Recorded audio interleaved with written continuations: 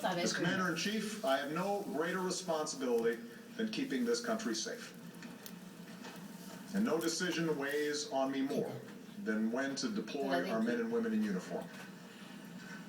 I've made it clear that I will never hesitate to use our military swiftly, decisively, and unilaterally when necessary to defend our people, our homeland, our allies, and our core interests.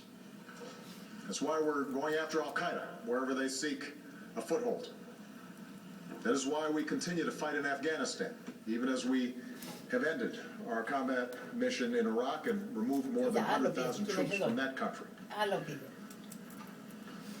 There will be times, though, when our safety is not directly threatened, but our interests and our values are. Sometimes the course of history poses challenges that threaten our common humanity and our common security. Responding to natural disasters, for example, or preventing genocide and keeping the peace. Ensuring regional security and maintaining the flow of commerce. These may not be America's problems alone, but they are important to us. They're problems worth solving. And in these circumstances, we know that the United States, as the world's most powerful nation, will often be called upon to help. In such cases, we should not be afraid to act. But the burden of action should not be America's alone. As we have in Libya, our task is instead to mobilize the international community for collective action. Because contrary to the claims of some, American leadership is not simply a matter of going it alone and bearing all of the burden ourselves.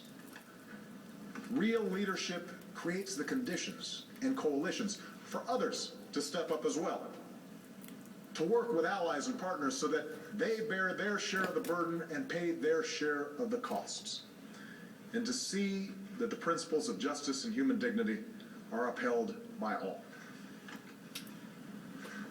That's the kind of leadership we've shown in Libya.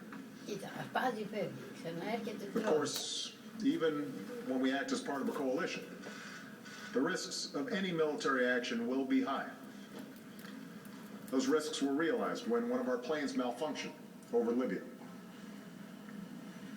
Yet when one of our airmen parachuted to the ground in a country whose leader has so often demonized the United States, in a region that has such a difficult history with our country, this American did not find enemies. Instead, he was met by people who embraced him. One young Libyan who came to his aid said, "We are your friends. We are so grateful to those men who are protecting the skies." This voice is just one of many in a region where a new generation is refusing to be denied their rights